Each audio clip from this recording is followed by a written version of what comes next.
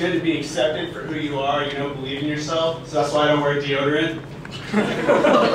And speaking of smells, don't smoke cigarettes in your room if you have your clothes on the ground, because the sniff test fails. You know the sniff test, where you haven't done your laundry in a while, pick up a pair of underwear, smell it. If it smells like shit, you can only wear it for like another 1 or 2 days or something like that. Like, I don't know, like if you smoke in your room, everything starts smelling like cigarettes. So it's like you use Newport detergent, and it's sort of like you mix your clothes with Newport Pleasure instead of something like that. Anyways, I've smoked cigarettes on and off since I was about 17, since my parents thought I started smoking at 16. Because I used to carry a lighter around, I was a teenager, it was a cool thing to do, you know, you have to put a fire advice when it was really bad. So I had that, and I used to get in trouble for smoking, so I just picked up the habit regardless. I figured if you're going to get in trouble for doing something, fuck it, you might as well do it.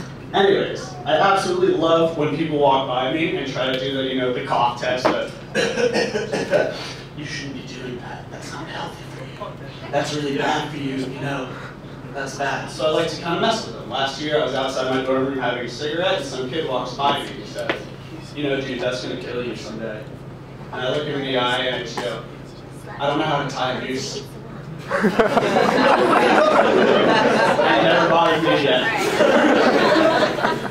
Yeah, I mean, I just really like making strangers feel weird in public. Like, it's a hobby of mine. Public is supposed to be, you know, you go from point A to point B, you go from your dorm room to your class, you don't expect to be harassed by me or a stranger, you know, anyone. So when you try this one out yourselves. When you see a kid walking, you know, sometimes people are walking in class, they don't know where they're going. They end up walking somewhere, take out their phone, pretend like they got a text, and abruptly turn around and walk the other direction.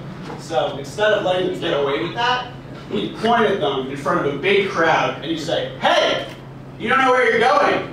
You're lost. You didn't get a text.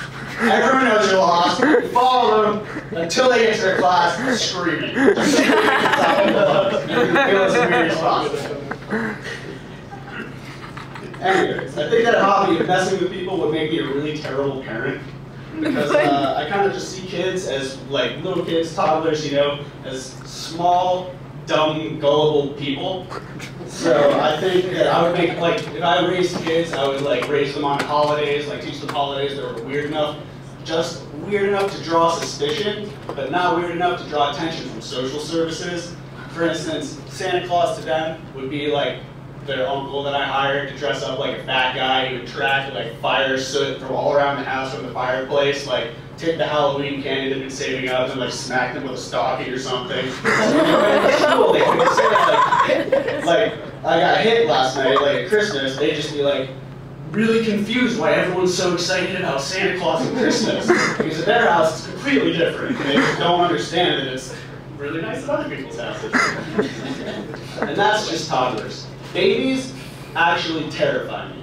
Like, babies scare the living shit out of me. No, think about it. Think about a baby the size of Godzilla in a suburban area. Just for 1 second. Think about it. It would just go around wrecking things on all fours with no discretion whatsoever. It would look down at you, its father, the person that gave it life, brought it into the world, and it would pick you up like a little finger. You know how they grab the finger? And it would just squish you. It would just crush you to death because it doesn't care. It's a baby. It's a primordial creature. And then it would drool all over your driveway, pick up your wife's, chew her to death with its gums. It'd be like a weird, misshapen, like, gum car compactor, like, just all around ugly. No good. I think that, honestly, I consider fetuses a sexually transmitted disease.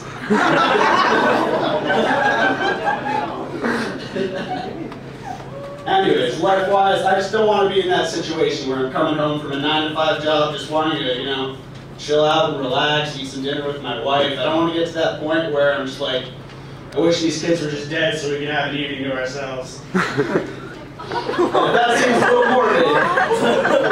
a little morbid. Everyone dies. It's not that funny, but there seems to be hope. Have you seen those cab ads that like are going around nowadays that say like, quit smoking, death is preventable?